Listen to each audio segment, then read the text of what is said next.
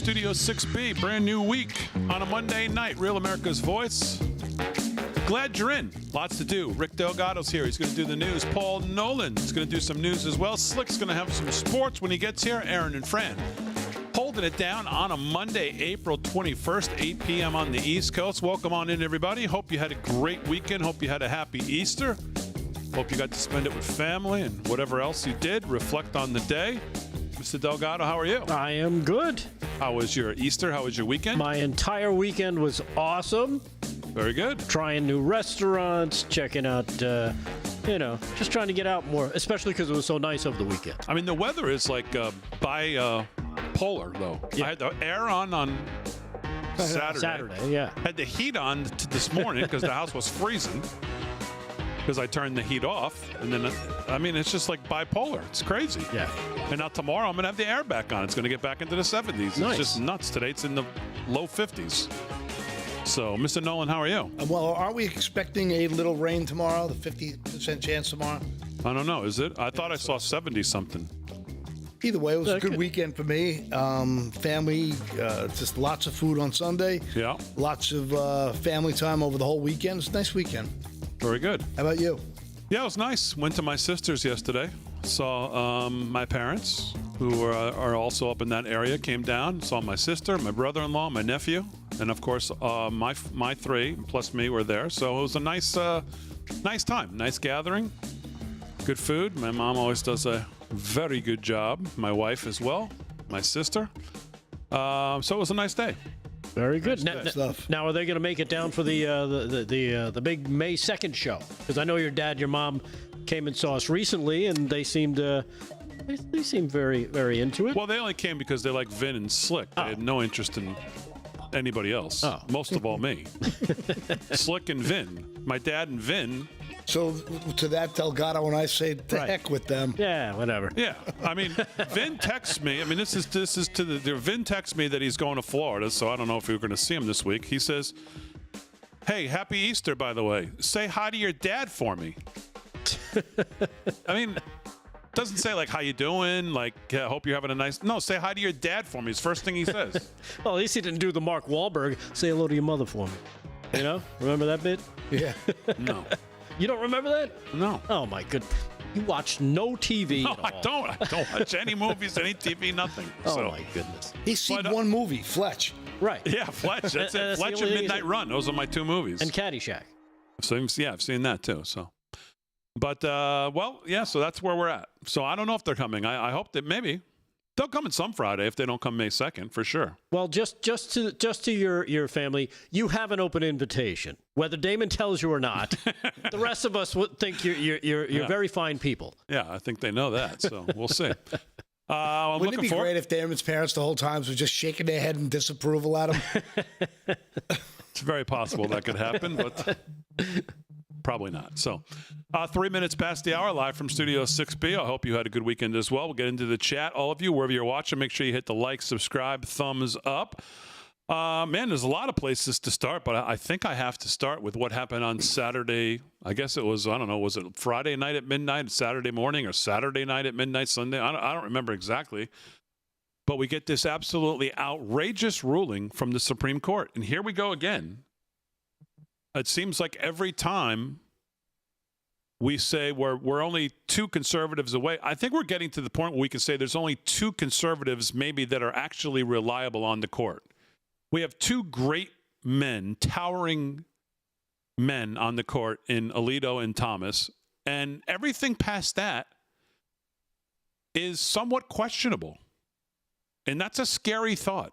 Now it is, yeah. When we think we have a somewhat conservative majority, boy, I tell you, that's getting harder and harder to argue.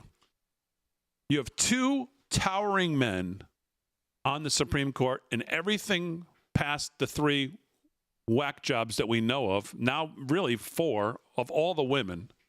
Can I say women? I think so. I can. Well, if you can identify them. If you know what they are. Yeah, right. So the four women are pretty much all very similar, at least the way they've ruled recently. And I have no idea what's up with Kavanaugh and Gorsuch on this Saturday night ruling from the Supreme Court. And I mean, there's so many places to start here. But I'll start with Rachel Alexander over at Town Hall because I thought she put it best. And if you haven't read Justice Alito, his dissent in response to this order that temporarily basically telling the leader of the free world that he cannot do his job, essentially that you can't do your job. And I actually tweeted, and it's crazy to think that we're at this point. I mean, did you ever think growing up or even in at the Supreme Court, did ever come a time where you'd see something come out from the Supreme Court and you'd say, yeah, no, I'm sorry, no. POTUS, carry on with what you're doing. Right. Because that's what you were elected to do. And that's what every sensible person knows the Constitution, the plenary power it provides you. And one of the big things is immigration. You and Congress.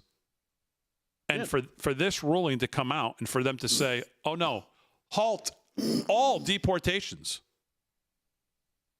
in response to this lawsuit filed is crazy. The Supreme Court issued this order on Saturday, temporarily blocking the Trump administration from deporting 50 illegal immigrants from the violent Venezuelan Tren de Aragua gang. Only Justices Alito and Thomas dissented, with Alito writing a scathing yet brilliant dissent that Thomas joined. The two lower courts had already refused to jump in and pause the deportations, which is really kind of the shake your head part. The lower courts even didn't jump in and say, no, you have to stop. And here comes the Supreme Court in reaction to this lawsuit filed by I think it was the ACLU or somebody responding saying, okay, yeah, halt all on a midnight.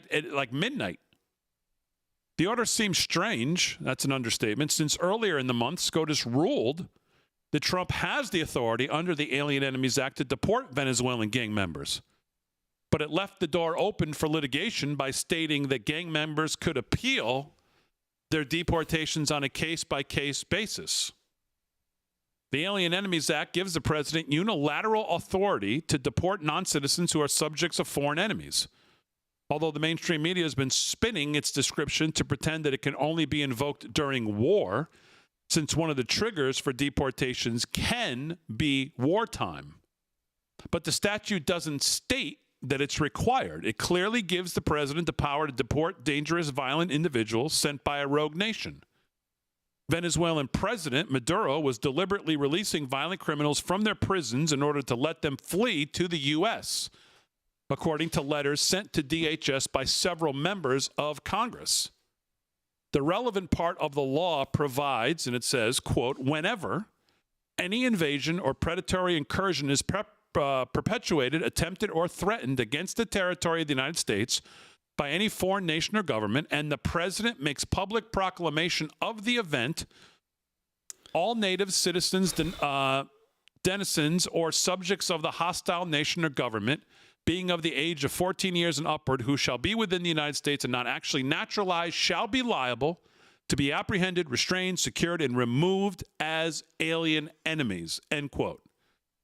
Note that the mainstream media articles on this topic never include that language from the statute because it is so crystal clear that the president has the authority.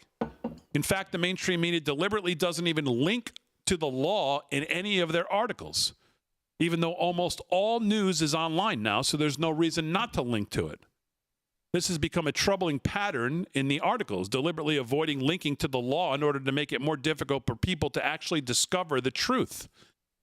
Justice Alito said, quote, literally in the middle of the night, the court issued unprecedented and legally questionable relief without giving the lower courts a chance to rule, without hearing from the opposing party, within 8 hours of receiving the application, with dubious factual support for its order, and without providing any explanation for its order.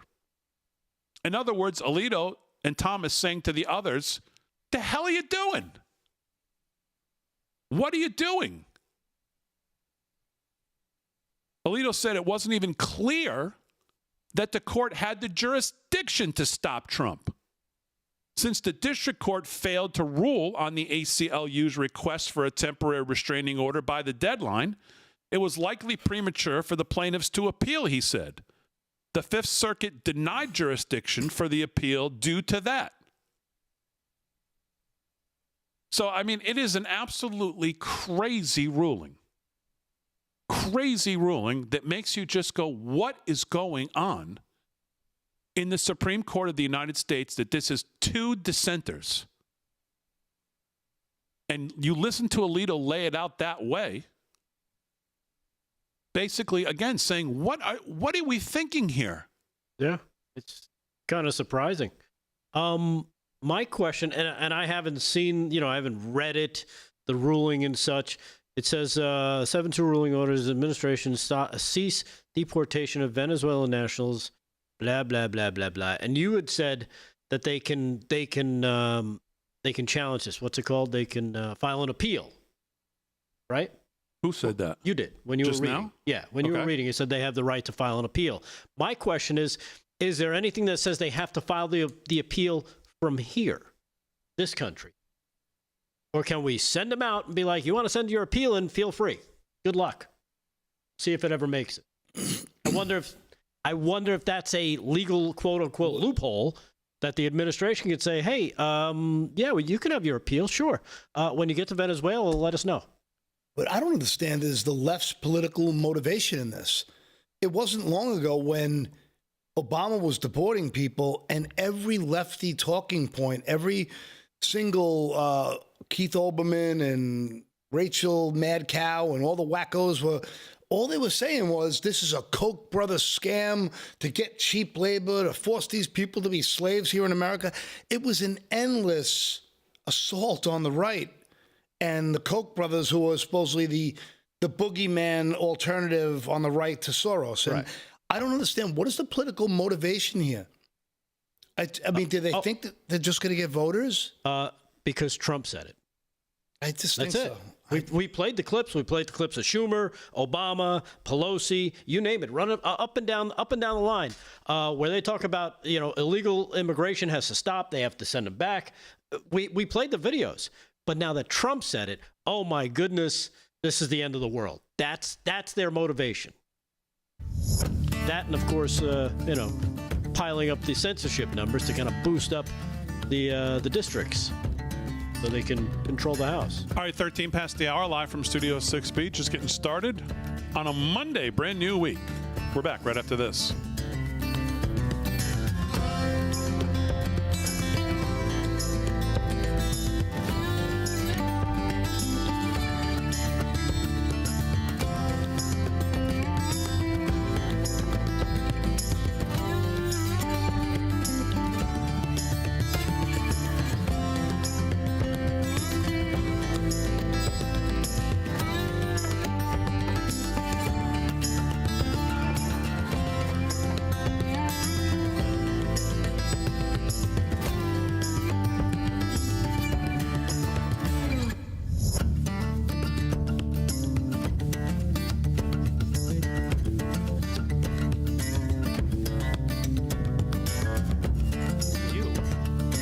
Was likely premature for the plaintiffs to appeal.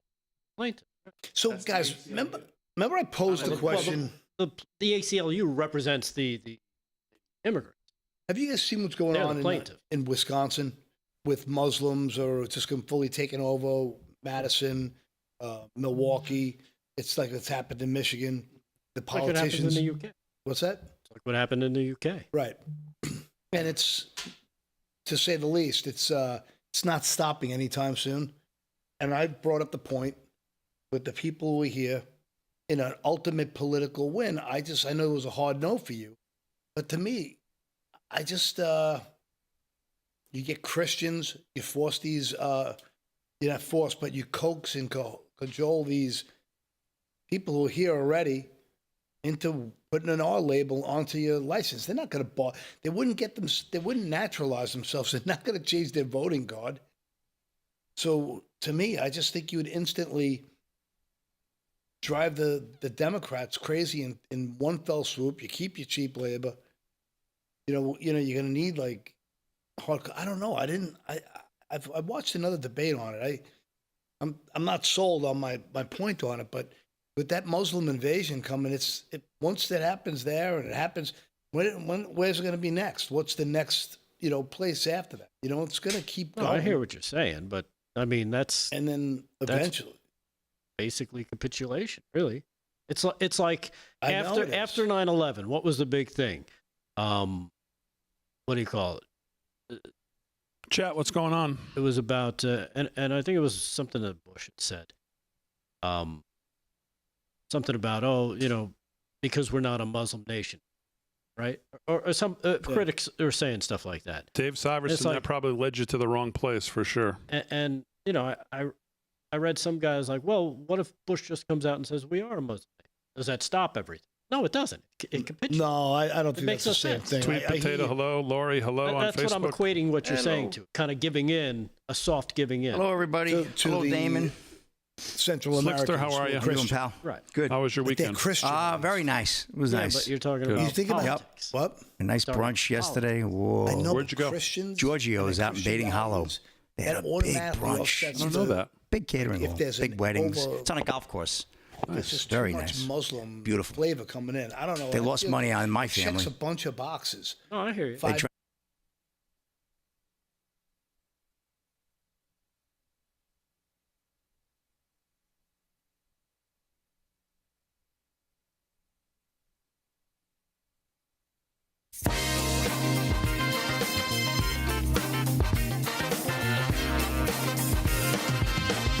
$17 past the hour, live from Studio 6B on a Monday, getting a new week started here. Slick's here. We're going to do sports. Slickster, how are you? I'm doing good, Big D. How was your weekend? I asked everybody else. Yeah, Let me ask weekend was fantastic. Beautiful Easter, celebrating, obviously, Christ rising, the risen of Christ was beautiful. And anyway, a nice brunch with the family.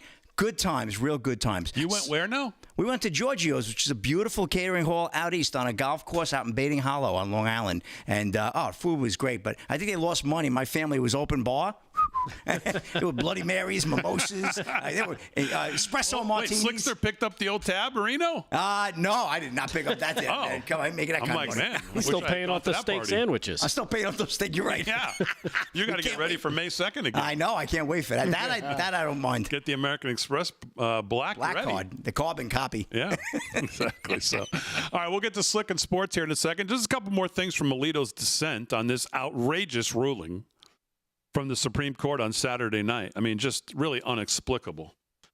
He said, I refused to join the court's order because we had no good reason to think that under the circumstances, issuing an order at midnight was necessary or appropriate. Both the executive and the judiciary have an obligation to follow the law. The executive must proceed under the terms of our order in Trump versus JGG 604 U.S., and this court should follow established procedures.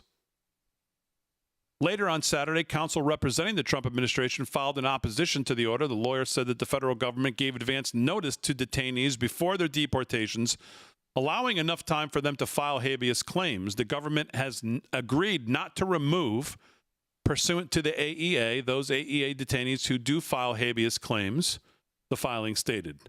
The court should dissolve its current administrative stay and allow the lower courts to address the relevant legal and factual questions in the first instance, including the development of a proper factual record. The Alien Enemies Act of 1798 allows the deportation of natives, as we just went over. So, really just, I don't know, just an inexplicable ruling from the Supreme Court, one in a not so flattering pattern going on these rulings. And you know, we've talked about this in years past on things maybe not even as important as this, and we kind of half joke saying, you know, one more, the founders in all of the debates, the ratification conventions on the Constitution, all of them had talked about obviously the three branches, with the judicial being of the checks and balances, the least of the checks and balances, because they have they couldn't answer to the people as they were unelected. But we know, here we are in what's supposed to be a representative republic. And we've joked in years past, not joked, but just kind of said, it's not supposed to be this way, where these life and death decisions on what are human rights and what are, you get one person wake up on the wrong side of the bed and all of a sudden something that's not ever meant to be a right is, and something that so clearly should be all of a sudden isn't. Exactly. And I'll tell you, if this pattern we're seeing, not only with the lower courts around the country, trying to stop a duly elected president and his mandate and clear powers that are designated to him, but now rulings like this from the Supreme Court. I know you said it. He's up against the Supreme Court and 700 and something other members of the Supreme. They all think they're supreme. Yeah, right. Like supreme leaders. It's just amazing how handcuffed they're going to make this administration, and it's everything we voted for. It's just astounding to me how they're playing defense on saving this nation. So I just don't get it. I just have never felt so strongly as I did when I saw this Saturday night for the first time to say, yeah, no, this has to just be, and I don't want to say it, and we don't want to get into this habit. And it's just funny to see the left, when it was SCOTUS and talking about abortion, it was like, we have to get rid of all of them. This whole court's a disaster. So they're the biggest danger. Right. They're this, they're that. Now, of course, they all love them. They're embracing them. They all want to join themselves with the ruling. They're the best thing ever. But I never felt as strongly as I did Saturday night to say, no. President Trump, carry on. Ignore this, because this is outrageous. And the optics of this, no matter how hard Trump fights back now, you see, he's a king. He's a dictator. Yeah, I hear that all the time. It's like they force him into this box, and they make it literally impossible with the entire corporate media completely parroting the same narrative, and then it's like an infection or a virus. It just keeps spreading and getting worse. It's very frustrating to watch this. And think back on COVID, and you think about your liberty, how it was under attack. Where was the SCOTUS rulings then? Oh, forget about it. Where were the emergency rulings on these governors? Where were these emergency rulings on your government then from the almighty Supreme Court? On your liberties being under full-fledged attack, on your freedom being under full-fledged attack, under your bodily autonomy being under full-fledged attack. There were no rulings. People couldn't find them. They didn't want to get involved with anything. Find them. You'd be sitting on a beach and a cop would drag you off it. Alone on a beach. That's gonna, I'm gonna get the smelt fish sick. No, I meant you couldn't find the Supreme Court anywhere. No, I know, but I'm just saying there was absolutely all law was gone. All liberty was gone. I mean, it's just crazy. They're busy enforcing nonsense. And I haven't seen one person that I've read about this decision. Margot Cleveland over at the Federalist, Mark Levin, all these constitutional people, experts. Not a one of them have said, "Oh, easy here. You may not be seeing the whole picture. Maybe you're," because I always look for that. Because what the hell do I know? Nothing. Right. So I'm always looking for someone to say, maybe you're not seeing it. It's a deeper meaning. You got to look deeper into this. There's nothing. I haven't seen one of those. Everybody's like, what the hell are they doing? It's an outrageous decision.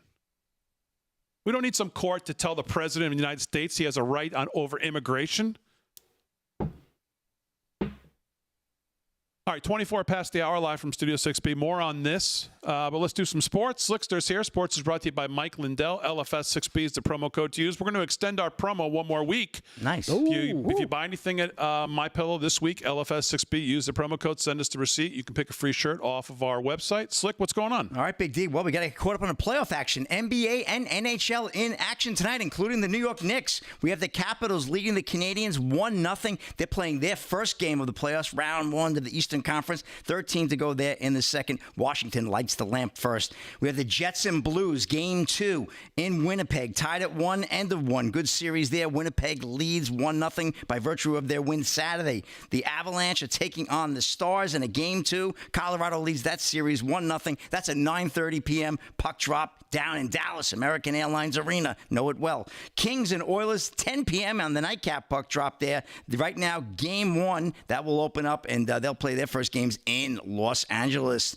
And we got the Pistons right now and the Knicks getting it on. Pistons with a commanding 48-35 lead. Oh, check that, 48-37 in the Garden. Game 2. Knicks winning 1-0, coming back on a 21-0 run in the fourth quarter to take that game. Well, they may need that again tonight because they're trailing by 11 with 4 to go in the second quarter early on there. Clippers taking on the Nuggets. That's also a game 2 in Denver. That series, Denver leads 1-0. That's a 10 p.m. tip-off there. And just those 2 games tonight in the NBA. Major League Baseball, Guardians right now leading the Yankees in Cleveland 6-2 at the end of 7. The Reds trail the Marlins 3-0 out in Seattle, bottom 6. Top 6, Tigers over the Padres 6-3 there. Mets blanking the Phils 2-0, top of the 5th in Citi Field. We have the Cardinals and Braves tied at 2 down in Atlanta, bottom 5. Top 2nd, no score, Blue Jays at the Astros. Earlier today, up in Boston, Fenway Park, the Red Sox down the White Sox 4-2 final. Brewers taking on the Giants, 9:45 first pitch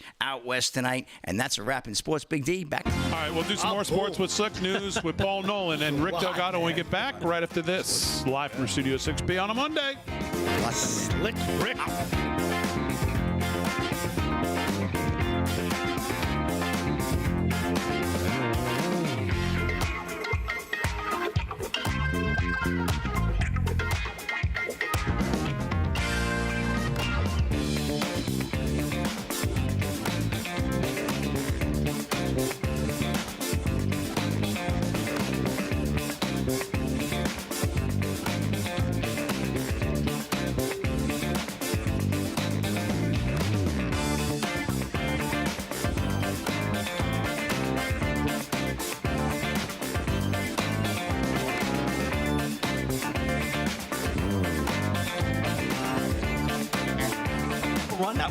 That was rock star.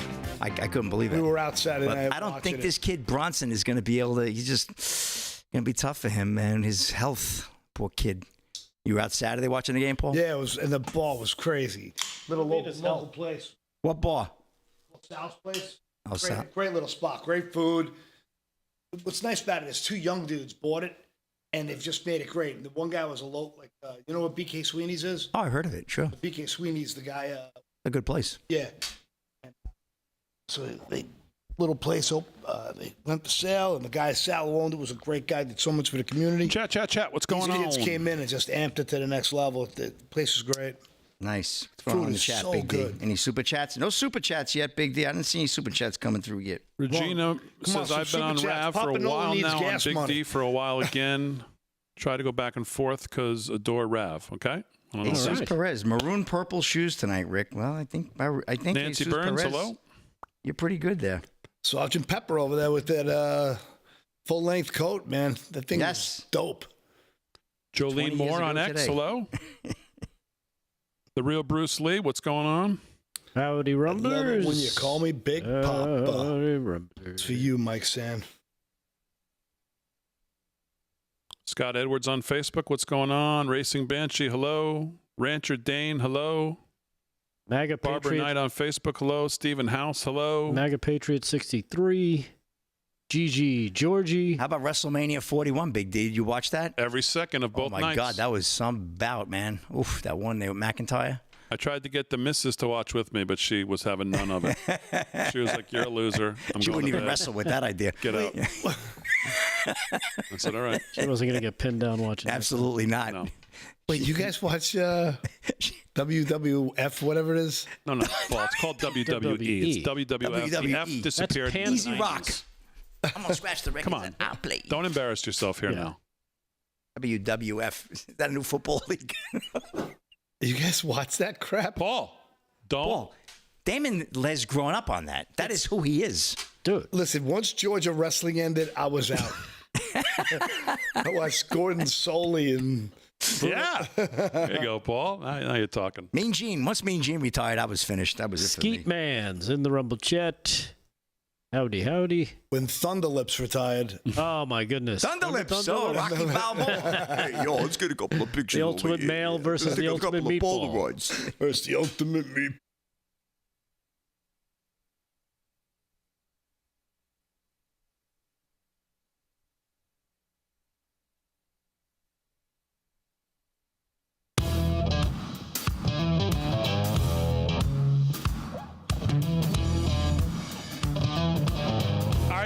past the hour, live from Studio 6B on a Monday. Slicks here is doing sports. Rick Delgado's going to do the news. Paul Nolan's going to do the news. Aaron and Fran holding it down as always. And you, the live from Studio 6B audience, welcome on in.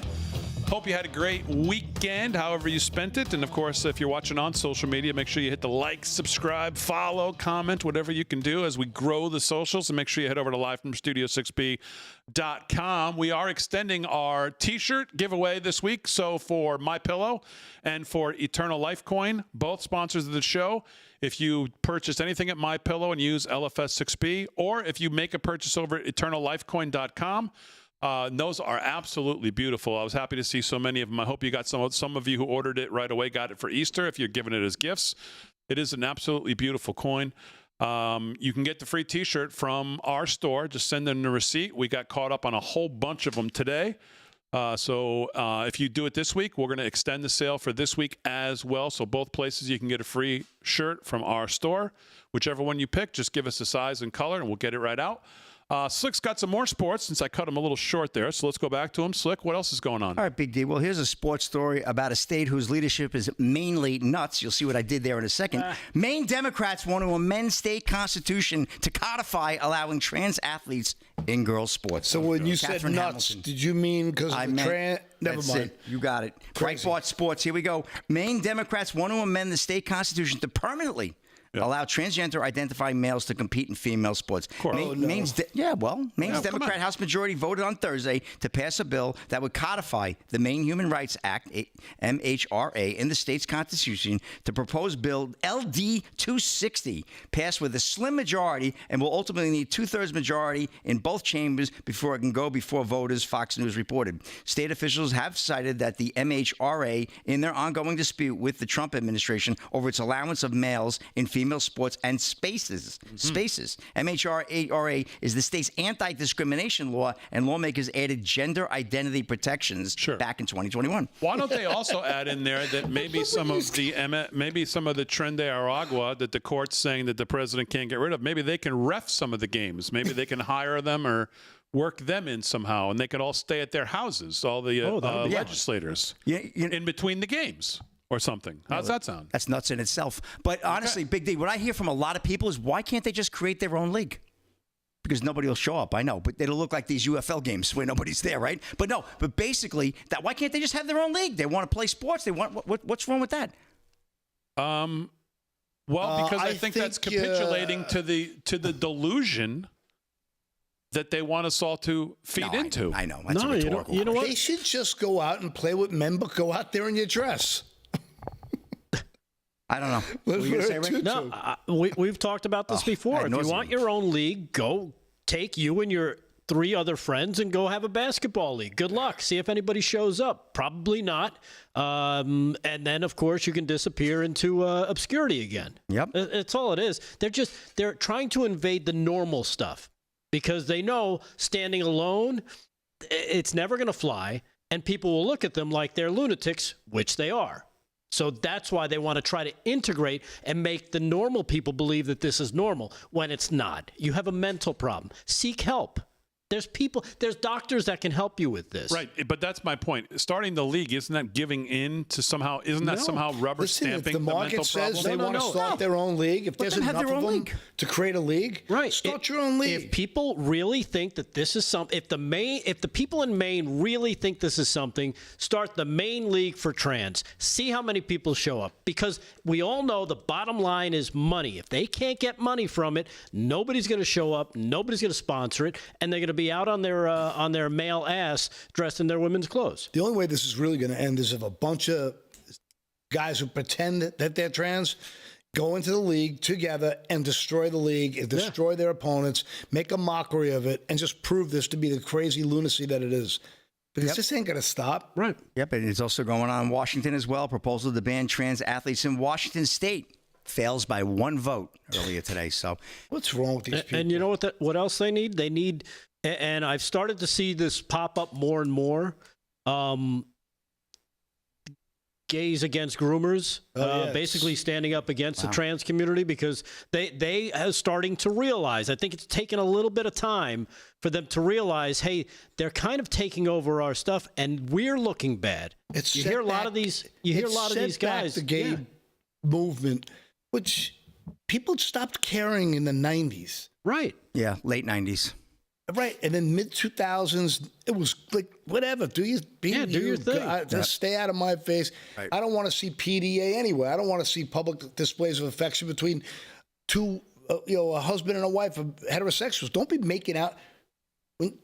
Do your thing, but do it in the privacy of your own home. I don't care. It's not my business. Yeah, exactly. What happens in your then bedroom they start ramming it down your throat here. Next thing you know, they're normalizing a guy who dance around in a thong for a 4-year-old. Right. Exactly. Psychopaths. They'll ruin everything. Like the normal people are fed up with it. And why do they do that? That's the good question, right? Why do they perform in front of kids? Because it gets them off. No, because they're trying to normalize it for the kids. So when they grow up, they accept it to be normal when it's really not normal. If a guy dresses like that and strips for kids, it's because it's his fetish. But it's not even that, Paul. It's Look at what happens with. It's absolutely that. No. Look what happens with the trans. I get the grooming part of it. That read. Oh, we're going to do story hour. Why? They want to make it so it's so the little kids aren't afraid of them. So then when they grow up, they believe, well, this is normal. Anybody can do this, and these people are fine. Meanwhile, we know it's not fine. It's a problem, which is why... Well, two things could be true at the exact same time. It's both of those things. Yeah, definitely. But in terms of why they're doing story hours, not because they want to... They're just doing story hours because they're trying to get the kids to accept this as normal, because that's how Hitler knew it. You get them when they're young. You get them to think a certain way, and all of a sudden you've got the Hitler Youth standing up, right? Yeah, but I think that anytime... Go ahead, Slick. No, it's going to finish. No, please, no. Well, on that note, how about those Knicks? They just came back and cut it to within 4th half. And Big D, it's a wrap in many things, but in this case, sports. All right, Back to you. 37 past the hour, live from Studio 6B. Let's do some news. And obviously, before we even get to the news, I'm sure Delgado's going to have this. We want to send... obviously, all prayers and thinking about the death of Pope Francis. Obviously, very, I guess, unexpected, given that Vice President J.D. Vance, we had just seen some video and pictures of them meeting over the Easter weekend. We knew the Pope had not felt well and had gotten really sick over the last month, but it had a pretty extended, year, right? Yeah, he had an extended hospital stay, but thought maybe he had gotten on the other side of it, the respiratory issues he was having. And then we saw the pictures of the vice president with the Pope, obviously. And now, of course, for Catholics all around the world, obviously the search begins for a new Pope, a new Pope that we hope will obviously lead the church, guide the world with clarity, with courage, hope, and a deep tradition of respect and values. And I mean, some would argue that this Pope Francis's reign was semi-woke in some ways. Well, I'm trying to be nice, Paul. He had 40 trans people bust into the Vatican. Yeah. He told anybody who doesn't want to take the vax, you're stupid. This is the Pope? Puts vaccine saves all over, like, crucifixes. I'm Go ahead. My mouth shut. It's controversial, no question. It was so woke. It was disgusting. Yep. Sorry. Yeah, so I understand the president and the first lady are going to be attending the funeral. I heard that I earlier. saw That's the president. confirmed. It's going to be the president's first, I guess, first overseas. Remember trip. Pope Benedict? Yeah, it's true. How conservative he was. He upheld good conservative Catholic and Christian values. I'm really concerned they're going to put someone even more woke in. But now I'm hearing they won't. But I heard somebody from Africa, possibly. They're looking at Africa. I saw that too. Yeah. So I don't know. Be interesting. I don't know. It always is. We'll wait for the white smoke signals. We'll use the word capitulate again, but I feel like I don't know. It's changed a lot. All right, 39 past the hour, live from Studio 6B. Let's do the news with Rick Delgado. What's going on, Delgado? All right. Speaking of the holiday weekend and Easter, I don't know if you caught any of the Easter festivities at the White House as Trump welcomed thousands to the White House for the annual Easter egg roll, hosted by him, the president, and First Lady Melania Trump.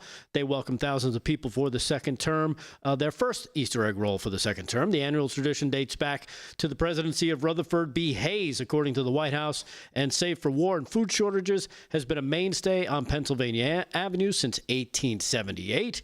A lot of great pictures, a lot of great fun. It looked like I saw a lot of video on it. Some of the video that really got my attention, though, had to do with the president himself, not only sitting down coloring with kids and having fun like that, which the mainstream, the deep state media will never show you. But here he is as he comes over to say hello to some people and is joined by a special friend. Here is cut number 3, President Trump yesterday at the White House for the Easter egg roll. Cut 3. You having a good time, everybody? Everybody having a good time? How was today? Do you remember the bunny with Joe Biden? Remember? Do you remember when the bunny took Joe Biden out? He's not taking Trump out.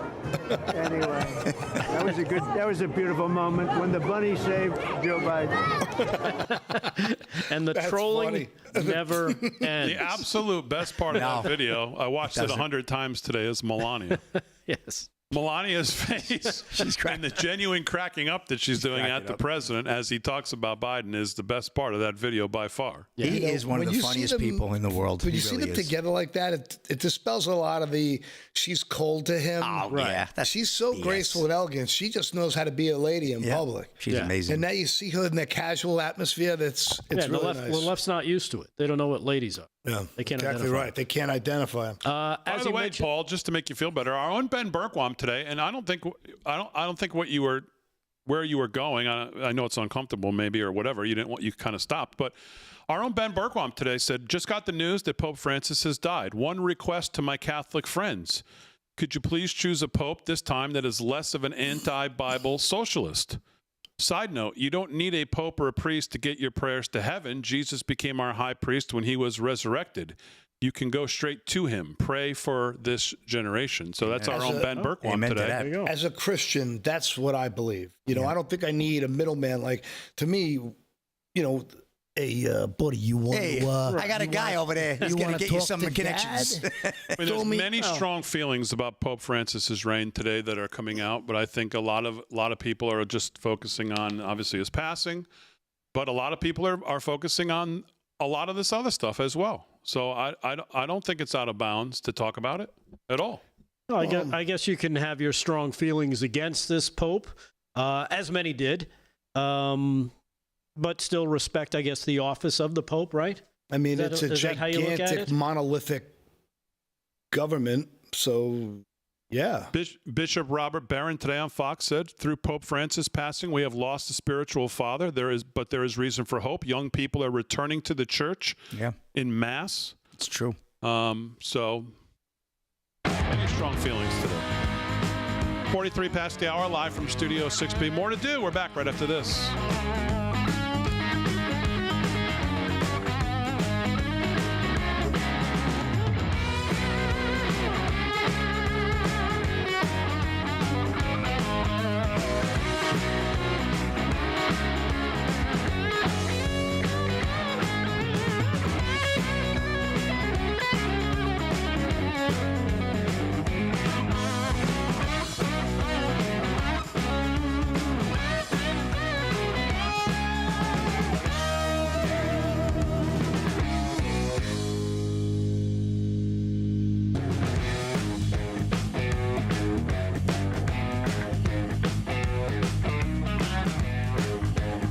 He left.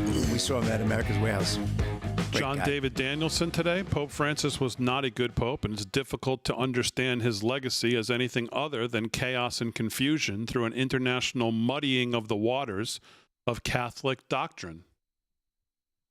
That sounds about right. Pope Benedict was a real conservative, and he got ran out by World Economic Forum type people. Like, he was not part of that globalist agenda, and he wasn't. Child of the King on the YouTube. Excuse me, Paul. Child of the King, $33 super chat. Genesis 1:27. The Bible states that God created male and female. Satan created trans. God did warn us that in the last days, all kinds of evil would come. Stay in peace. God does know what he is doing. Christ is risen. Amen to that. $33. Thank you. Truly a child of the King. Michael Knowles today, our friend from the Daily Wire. Among the chief lessons of Pope Francis's pontification is that the modern left-right political paradigm does not map neatly onto pre-modern institutions, including and especially our civilization's most ancient institution, the Bride of Christ. Rest in peace. He was critical of Trump, too. Kevin right? Sorbo, our friend of the network. Pope Francis passed away. Whatever your view on the Pope, he was a man of God who lived his life in the service of others. May he rest in peace. Now, how long does it take? What is the process now? Right? They get all the bishops and the cardinals. What is it, the Conference of Cardinals? Yeah, cardinals, right? The conclave. The conclave. Very good, Aaron. Yeah, that's right. Conclave. Forgot about that. They lock them in a room and say, figure out who's going to be next. Is it black or, the white smoke? Yeah, black means they haven't decided. White means they have. It can take anywhere from a few weeks to 2 years, apparently. So. Somebody in the YouTube chat said they were looking for the rainbow smoke. Ticked off Patriot. The YouTube chat said he's looking for the rainbow smoke. Then you'll know the Pope has been chosen. That's quite a cool process, though, if you think about it. A lot of tradition in the Catholic Church. I should know. Some would say the Roman Empire never died. It just moved to the Vatican. Moved to the church, yeah. You know? Wow. That's a good business, the Catholic Church. Hey, I always said that. And again, I was married in the Catholic Church. I know. Yeah, me too. Buried in a Catholic cemetery, too.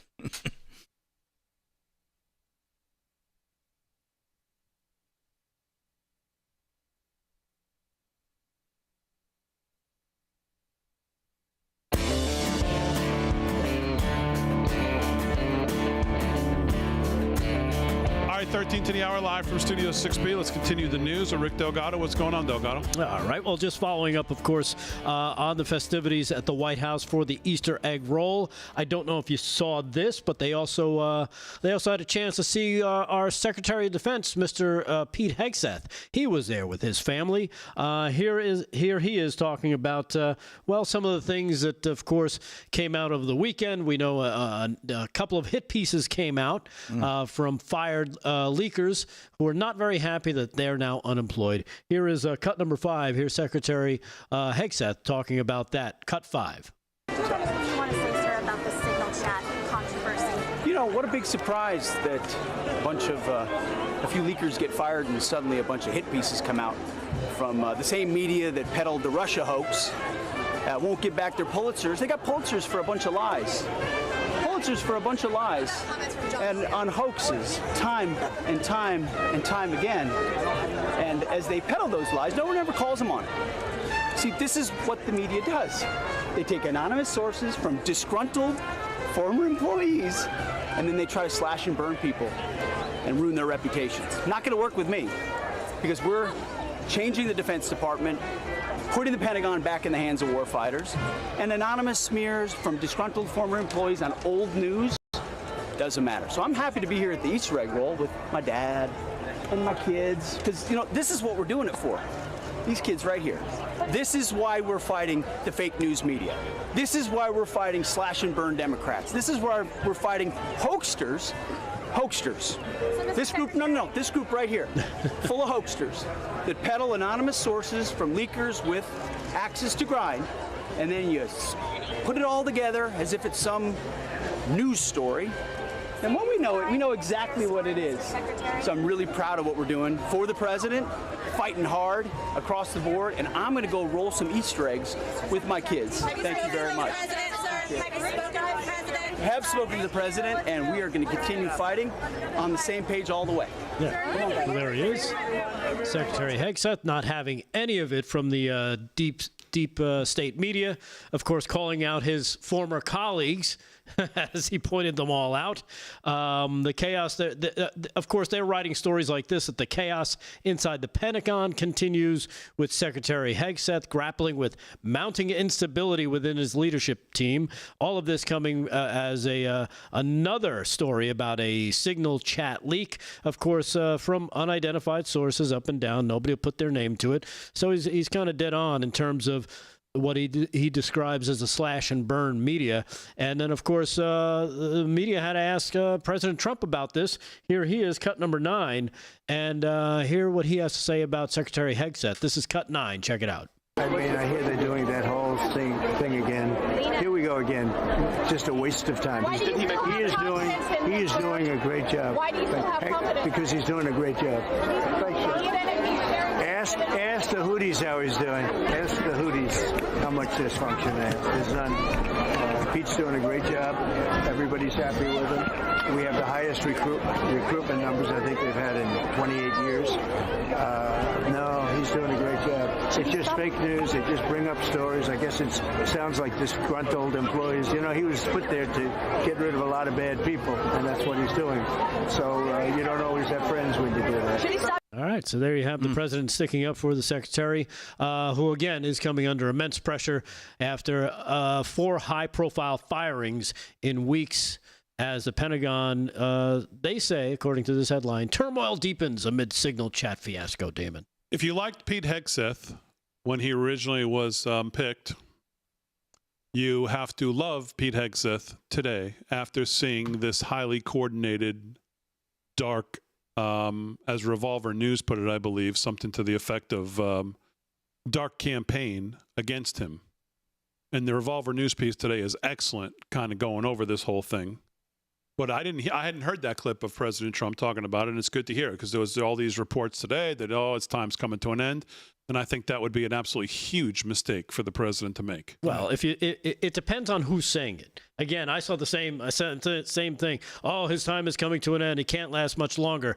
And it's like, about what? And it's like, another signal chat story. Oh, okay. Right. And then you look into it, it's like, this is all garbage. It's the same people that lied about everything else. They said the same thing about Musk, that him and Trump, they tried to pit him against each other, President Musk. That didn't work. Then they tried to say that Musk was unhappy with that. It's all just them trying to create division inside the ranks. Divide and conquer. That's what they're going for. Remember, it was 4 years of the walls are closing in on Trump. Oh yeah, that was the regular news line. And Damon, that's what I got for you. All right, very good. Let's go to Paul Nolan. He's got some news as well. Mr. Nolan, how are you? I am well. The stock market took a beating again today, which is, again, not the end of the world. I mean, if you're a day trader, you know how to short things, and if you're a macro guy, you just sit, wait, and watch. So everyone stay calm, stay cool, and as the Houston sheriff would say, just chill out. But stocks. Can I just say one thing about that before you get into your news? Yeah.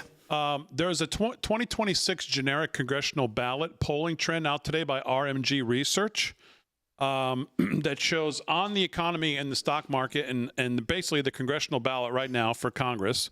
In January, the GOP was 51% to the Dems 44. They were +7. In March, they were 48, 46, +2. In April, the Dems are up 50, GOP 45, +5 for the Dems. It's a 12-point swing towards the Democrats. And when you dig into it, a lot of the consternation, a lot of the wearing out of patience is on just that, stock market and financial, how it affects their life, stock market, tariffs, things like that. So not that I believe this is, you have to believe where it's coming from, but I do believe if we do not get congressional Republicans to start showing up to work and figuring something out, these numbers are going to continue to bleed against us. Yeah, without a doubt. I saw those numbers. A little disappointing. I saw that on Just the News today. John Solomon had that story earlier. So stocks fell sharply on Monday as Wall Street returns from a shortened trading week as President Trump renewed his criticism of Federal Reserve Chairman Jerome Powell, branding him as a major loser. The S&P fell 2.4%. Dow Jones went down 2.5% to 38,170, and the NASDAQ went down another 2.5% as well. Stocks fell as investors grapple with ongoing tariff uncertainty and the awaiting of the release of U.S. tech companies' earnings coming out this week. Global activity remained light heading into Monday, as a good portion of the markets around the world, including Europe, along with Hong Kong and Australia, remained closed for Easter Monday. Outside of the stock market, the dollar index slid to its lowest level since 2022, weakening the currency's value, while gold reached another record high. Those movements, coupled with the rise of long-term treasury yields, signal investors are increasingly concerned about the safety of U.S. assets. So, I'm not worried about this market one tiny bit. I'm giving out investment advice, but I'm just going to say, I think everything's going to work itself out. I like the way the charts look, and I'm fully bullish, going forward. So. Okay. Anything else in the news, Paul? We got 30 seconds, so I figured I would wrap it up here. We'll get it on the other side. I got some interesting stuff about the World Economic Forum and some clips I'd like to share. Yeah, your boy. He's out. Off the board, huh? Careful what you wish for. Remember when we wanted Mario Cuomo, Mr. Eat the Sausage? What do we get? He's been referred to criminally to the Department of Justice, I believe, today. Eat the sausage. Yes, he has. But your No guy, hands. Klaus Schwab, right? Gone? Off the board. Klaus Schwab is gone, but that does not mean they are gone. All right, quick hour 1, hour 2, live from Studio 6B, coming back right after this.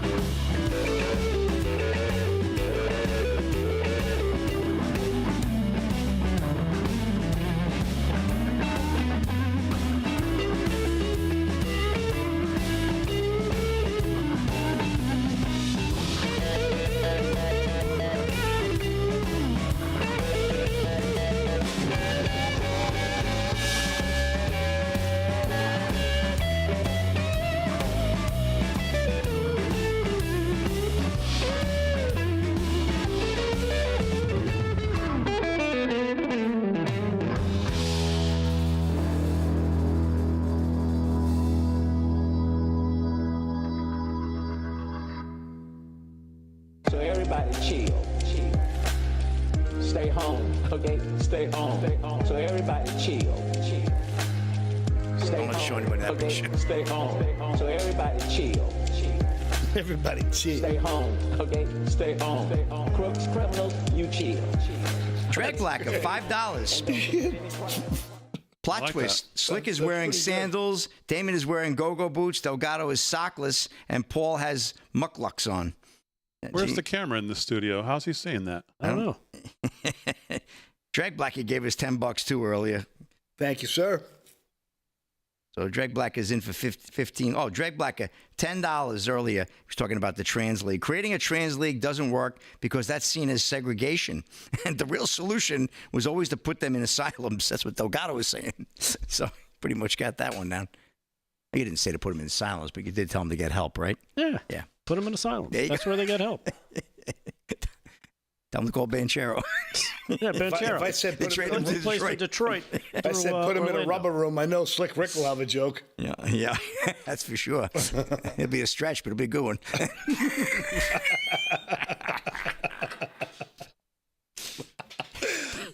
That's so good, dude. I will set you up all day if you keep smashing them out. It's like batting practice, throwing you watermelons. So good. Hitting with photos. It's serious about TV here today. Yeah, get serious. Pete Hegseth is That's a good story. resigning. Look at that story, Aaron. There we Just go. said. More tonight here. It's astounding what you said about your X feed. I have more wacky liberals in my X feed than I ever have before. I guess that's their way of trying to get you angry and lure you in. I don't know. People I don't follow and just Me too. Well, if they're tagging topics that you do follow, you'll see them. I don't know how to tag a topic. I never did that.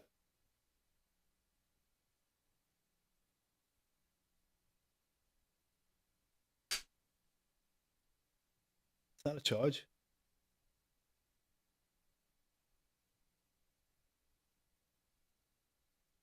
NFL draft Thursday night, Big D. Come on. I couldn't name you one player. Ashton Genty, he's some running back. That's a generational back. He runs like Barry Sanders.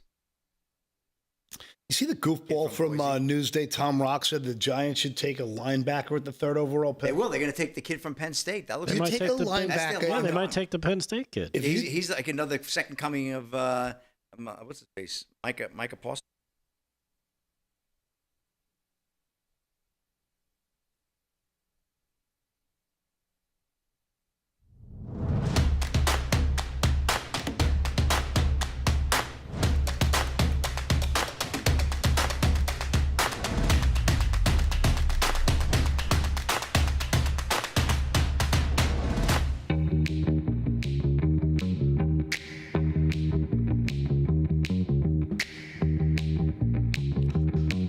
Live from Studio 6B, Hour 2, Real America's Voice on a Monday, brand new week. Glad you're in. Hope you had a great weekend, everybody. And, of course, we always appreciate you giving us your attention 8 to 10 weekdays right here, Real America's Voice. If you're watching on socials, at LFS6B, make sure you hit the like and subscribe. And head over to livefromstudio6b.com. Make sure you become a member there. We have our brand new loyalty program, 6B Front Row, where you can come giving away points, usually a couple times a week for those who are active in the chat. And, of course, the loyalty points add up to free merch over at livefromstudio6b.com. Again, if you're interested in coming to our May 2nd launch opening first show live with a live audience at the America First Warehouse, send us an email at lfs6b@yahoo.com if you want to get put on the or if you're just requesting tickets. Let us know, lfs6b@yahoo.com. Send me an email. Aaron's making a list of everybody. Great venue. Oh. And it's going to be fun. Great venue. Yeah, it's got some great potential. It's going to be fun. So, especially, you know what? And what's funny is that, I heard from a bunch of people and talked to my best friend over the weekend, and he said that was the best Friday night show we've done over at the warehouse. He thought it looked really good. He thought he thought we all kind of. He said it looked really good and it flowed pretty good. It was shot well. We had a couple of camera issues, but overall it was shot well. We had one. People were mad because they saw the back of your head, but what they don't realize before they complain is that the camera that's supposed to be at you was not wired. I know. We tried it. Aaron told me. I was trying to tell him, but they didn't want to hear it. And we found that out about 10 minutes before we went on, so there's not much we could do. So here nor there. And we had 6 people. Harry wanted to sit in. That's my mistake. Harry? But yeah, we had. The show got better in the second half. Harry's got. We love Harry. We love Harry. Okay, move Slick to the other side. Harry, get off your. But yeah, I got a bunch of great feedback on that set, so people enjoyed that. Yeah. What is the seating capacity? Robert E. on X says for the warehouse. Probably, I don't know, 500. 475 legally is the number. Legally. But we've been known to have a few Slick's extra. looking to stuff them in there like 600, but that's 600. I'd be happy with. I'll be outside having steak sandwiches with them. I'll be out there watching a TV. I'd be happy with 100 to 200 people there every Friday night. Yep, and I'm going in the audience, Big D. Because you're gonna be right up there. I mean, we set this thing up so that you can be right up on us. Yep, we're gonna bring the audience up. Yeah. Oh yeah, it's gonna be. Come on, Slick. You gonna put your arm around Slick. That's it. So we're gonna have fun.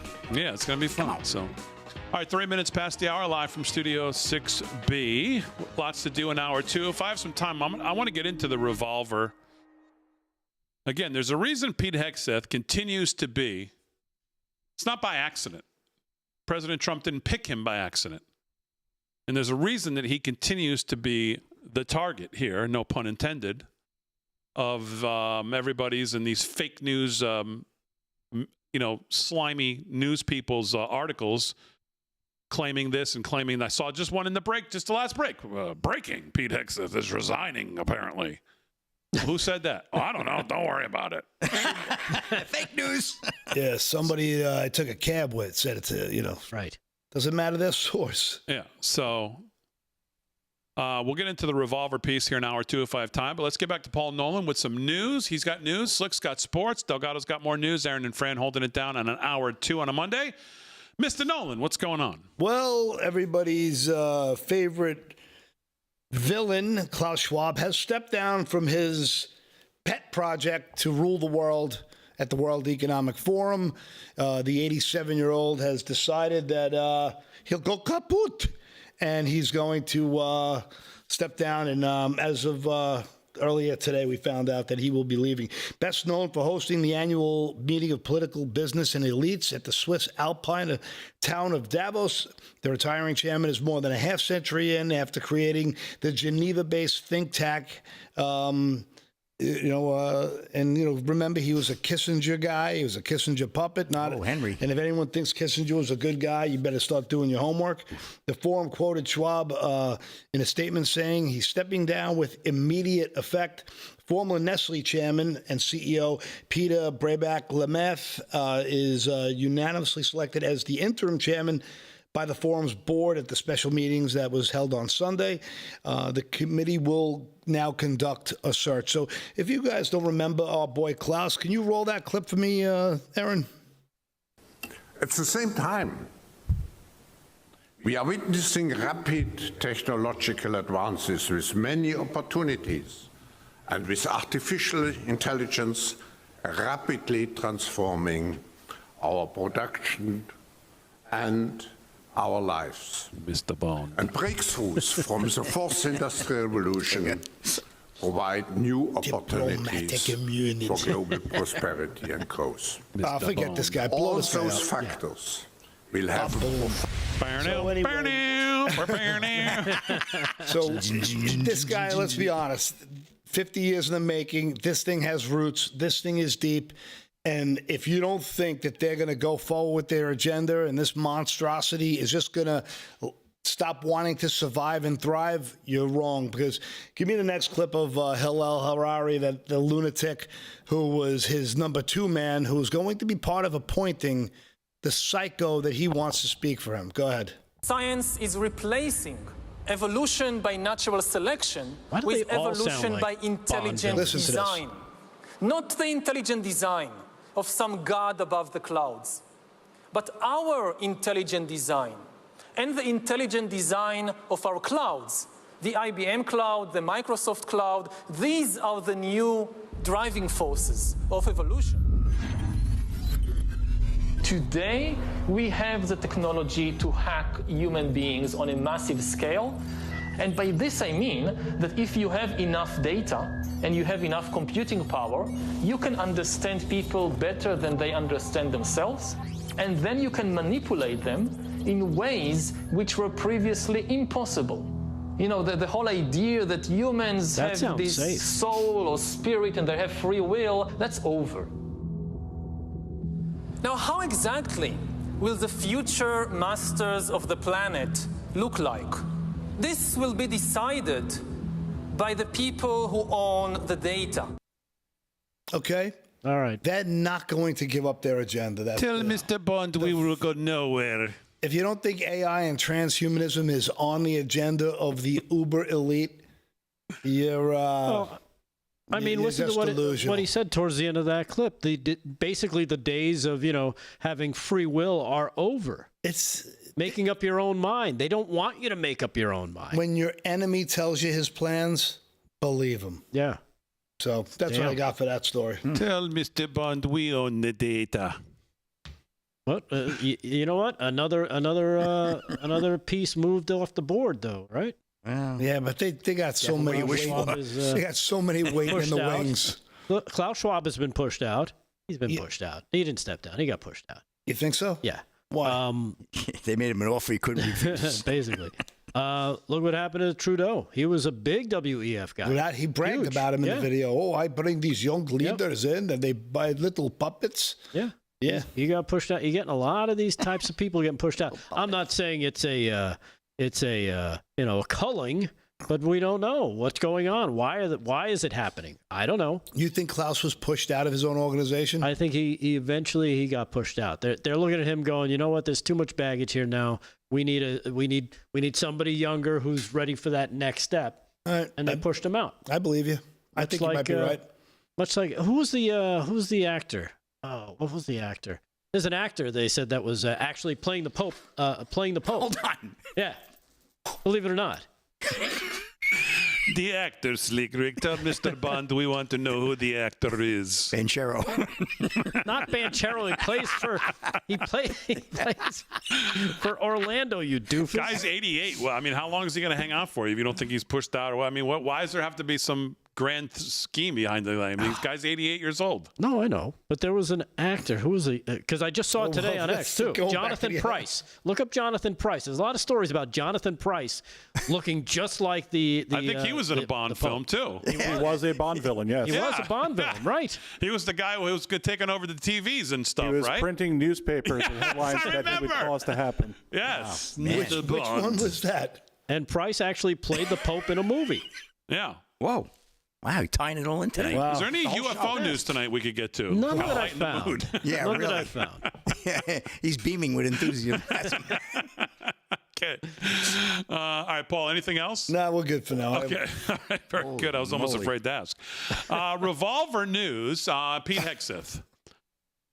President Trump didn't choose Pete Hegseth by accident. He picked him because Hegseth gets it. He's not some slick D.C. ladder climber or Pentagon career bureaucrat trying to win over the elite cocktail circuit. That would be the Supreme Court Chief Justice, by the way. He's a warfighter who came home and never forgot that he served the American people. And more importantly, he's one of the only men in the swamp willing to gut the rot from the inside out. That's why he was chosen. And speaking of that, by the way, not to jump around from subject to subject, but it just kind of reminds me, I posted this today, and I thought it was kind of interesting because when he say he's the only one who's willing to rot out, and I'm not saying Kash is not, but I was reminded of this clip of Kash Patel on War Room saying the following. Personnel is how you take on any corrupt apparatus in Washington, D.C., because they are the ones in Washington, D.C., these government gangsters, implementing these corrupt, weaponized system of justice, intelligence, and defense. And what you need is sweeping personnel changes in the leadership structures of the agencies that we've been talking about, Steve, for 10 years now? And we've given example after example. And what you have to do is, in my opinion, is take not one at a time, take them all at once. And with the Senate package. Okay, we can just stop it there. Yeah. And my question is, why is he not taking his own advice? I posed this question on Twitter earlier today. Has he, in your opinion, taken his own advice right there in that first 35 seconds of that clip? Who, Kash Patel? Yeah. We don't know what he's doing yet.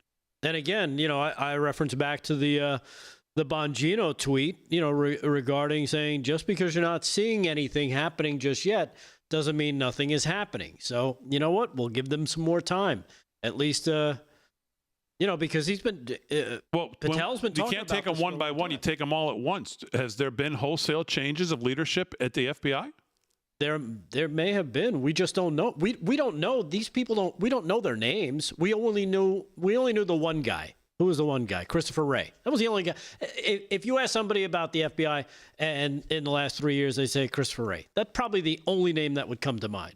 So we don't know who else has been removed or who else has been kind of hamstrung and kind of put off onto the sideline while they try and you think they'd be able to keep wholesale changes at the FBI under wraps? Probably. 13 past the hour, live from Studio 6B on a Monday. We'll do more news and sports coming up right after this.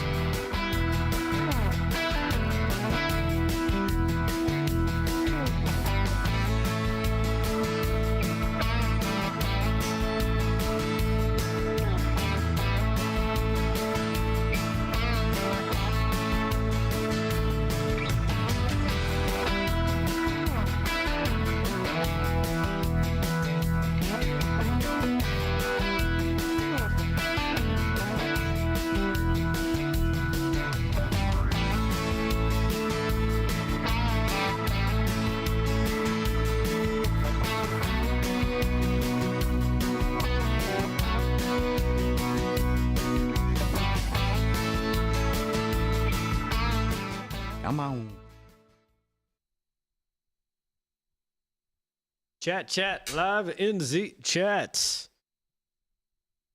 Poopa. Ticked Off Patriot. Great show tonight, LFS 6B crew. Thank you, Ticked Off Patriot. Yeah, great. thank you, Ticked Off. He's a great chatter. Susie QNC, the movie Two Popes. think that's the movie. Loyal IT 392 on X. Very important question. Rick D, when are you guys going to have an audience at the warehouse? Oh, wait a minute. Did they just tune in?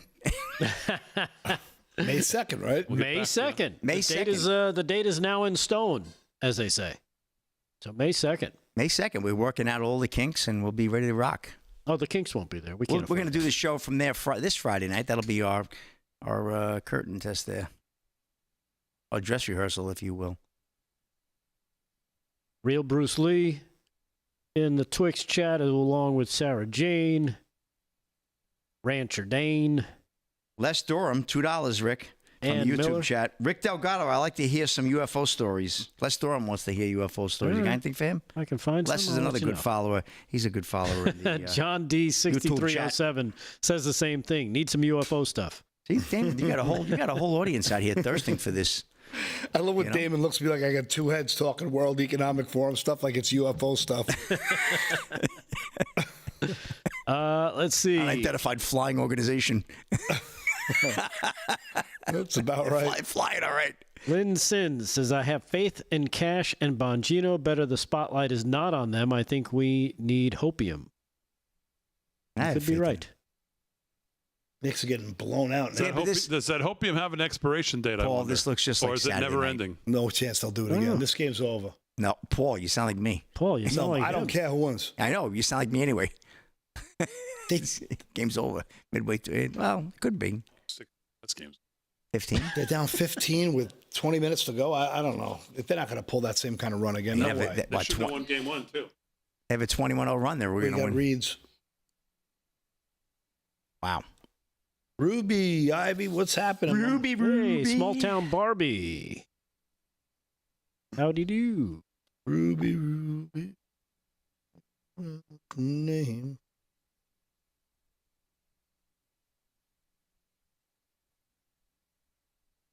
Oh, and we have 312 likes. Not too shabby.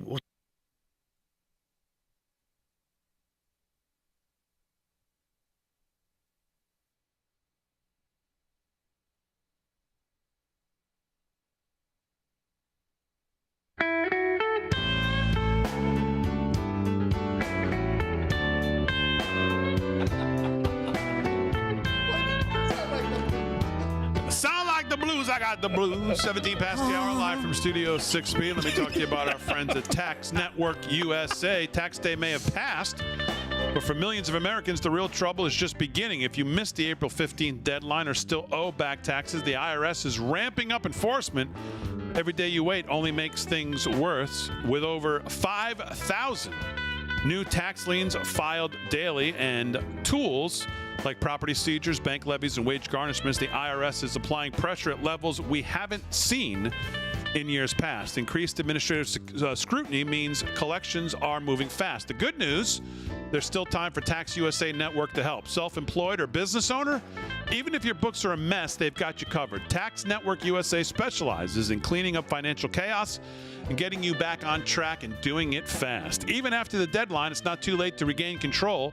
Your consultation is completely free, and acting now could stop penalties, threatening letters, and surprise levies before they escalate. Call 1-800-905-8000, 1-800-905-8000, or visit tnusa.com, tnusa.com/RAV.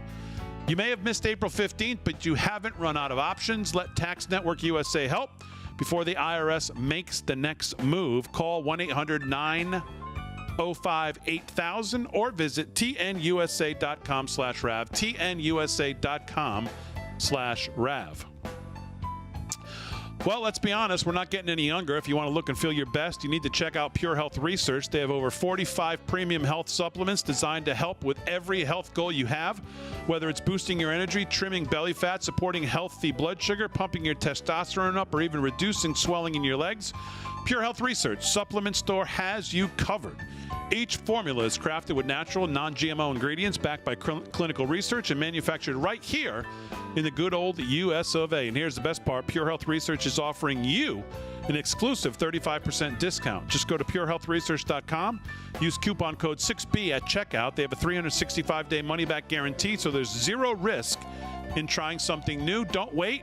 Head over to purehealthresearch.com right now. Explore their 45 amazing supplements and save 35% before the deal ends with coupon code 6B. Don't miss this chance to feel your best. Pure Health Research, all one word, .com. purehealthresearch.com. Use coupon code 6B at checkout. All right, 19 past the hour, live from Studio 6B on a Monday. Let's do some sports. Sports is brought to you by Mike Lindell and MyPillow. LFS6B is the promo code to use at checkout. And if you do shop at MyPillow this week, send in your receipt that you get from them, and you can get a free T-shirt from our live from Studio6B.com store. Slick Rick, what's going on? All right, Big D. Well, apparently Long Island was on the president's mind earlier today. Sure was. Yes, buddy. President Trump expresses support for Massapequa to keep Chiefs' name logo in Truth Social post. This is from News 12. Erin, thank you for sharing that story with me. President Donald Trump expressed his support for the Massapequa school community fighting to keep the Chiefs' name and logo. Trump posted on Truth Social Media Monday saying, the school board and virtually everyone in the area are demanding the name be kept. It has become the school's identity, and what could be wrong with using the name Chief? I don't see the Kansas City Chiefs changing their name anytime soon. By copy of this truth, I am asking my highly capable Secretary of Education, Linda McMahon, to fight for the people of Massapequa on this day and a very important issue. Long live the Massapequa Chiefs, in all caps. Nassau County Executive Bruce Blakeman released a statement saying, thank you, President Trump, for supporting our culture, our history, our identity here in Nassau County with the Massapequa Chiefs, Wantor Warriors, and others who praise and honor our Native American history. Big D, what do you think about that one, huh? Long Island getting a little shine today from the president. Yeah. That was nice. We have a lot of schools that obviously have these names, right? I mean, I went to Sachem, the Arrows. Not only that, but it's the island. Long Island was, there's a lot of, the whole island was Indians. Was Indians. Indian tribes. We got a reservation out east. Ronkonkoma, Massapequa.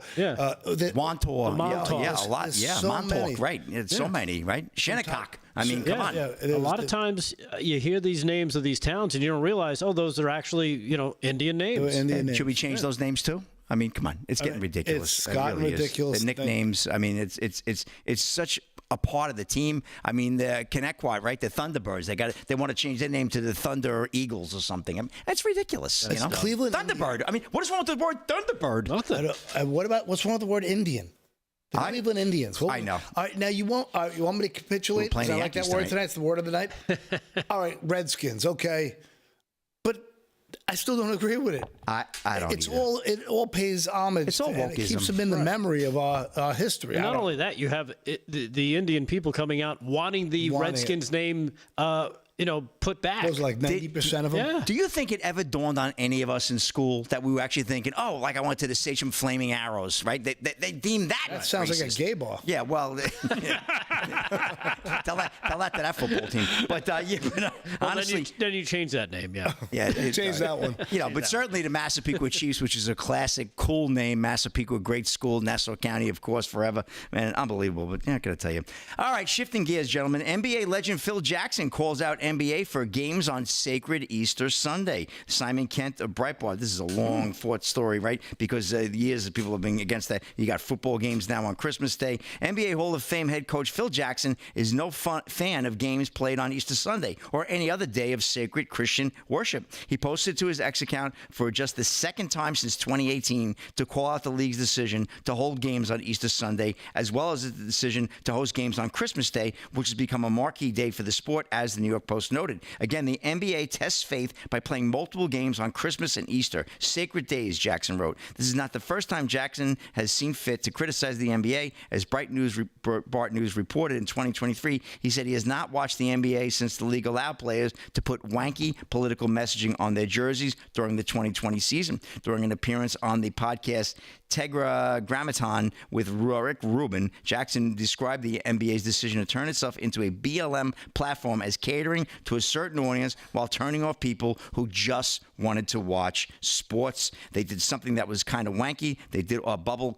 down in Orlando, and all the teams that could qualify went down there and stayed down there, he said, and they had things on their back like justice. They made a funny little thing like justice just went to the basket and equal opportunity just knocked them down. So my grandkids thought that was pretty funny to play up those names, so I couldn't watch that. Jackson, of course, retired from coaching in 2016 after winning 11 championships, 5 with the Lakers and 6 6 with the Bulls. That's so a lot. I think he carries some weight with what he says. Everybody's got their opinion about Phil Jackson, but he was one hell of a coach and a former New York Knick at that.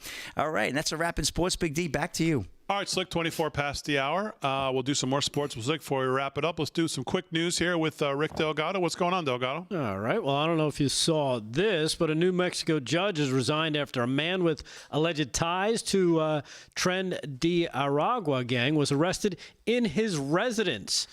Cut number 2. Watch this as I read along. This is the New Mexico judge with this guy in his house, where you see the man hand the judge a rifle.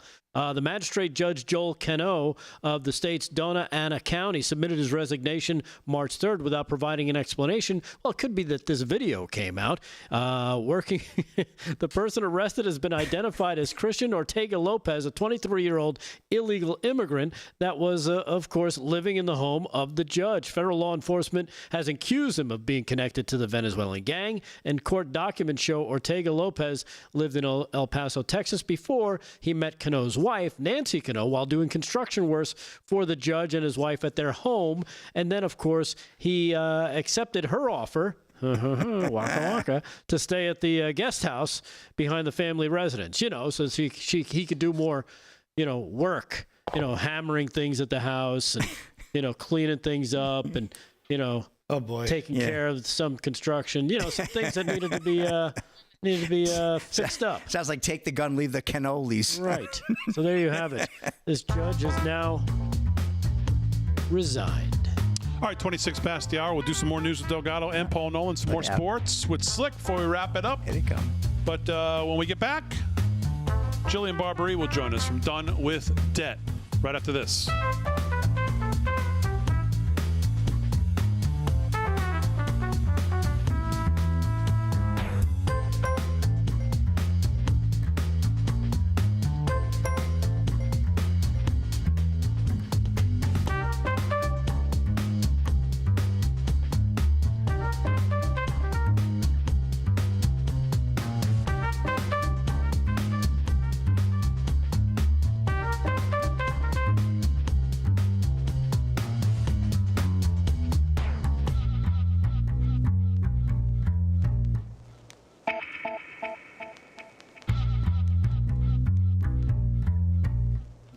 Out of the gate, they fly and they're done. Chat. Live in the chat. Child of the King, Rick. YouTube chat sent 20 live from Studio 6B gift memberships. Nice. Child of the King, 20. Very nice. Thank you very much. Sweetheart. Is she still on the road? I'm not sure. She's in the chat tonight. Active, only talks to I Damon. hope she's not texting and driving. No, she wouldn't do that. She's smart. Is Sharon in the chat? Shut up, Doug. No. Sharon! Are you in the chat, Sharon? just throw it to the pitcher. He'll catch it with his face. Damon's giving the old side eye, but he should have did it. He wouldn't have got hit. He still twitches when he hears that name. I know. You kidding me? We got to get Sharon on the show one day. Yeah. I would love that. We could do a whole 2 hours just with her, just describing the throw. Would it be great if she showed up May 2nd? It's already postponed once, so we really got to get it together. There'll be 5 segments. Be great if she showed up on May 2nd.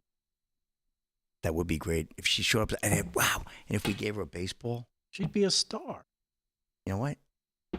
Where does she live? Let's look her up. We can have her at the live at the show. Yeah, the warehouse. You know where she could sit? Right where you're supposed to. And you That's could be okay. outside with the steak sandwich guy making sandwiches. How about that? That's okay. I could be ahead of the game, maybe.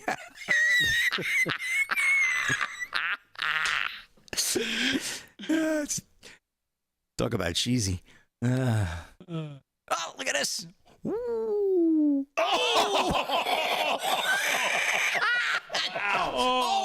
Obi Kenobi almost did it. Wow. Oh, my God. That would have been a trip. Oh, that would have brought the house down. That would have been it. It would have been game over. That was close. Oof. Holy cow. Front rim, baby.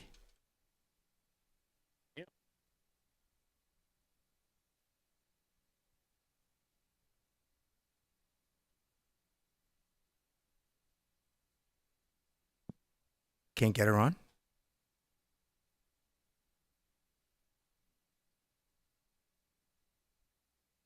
You want me to do a... I got some news, too, if you want. I just... Child of the King says, laugh out loud, I am home. I am on the road daily. So she is home. All right, good.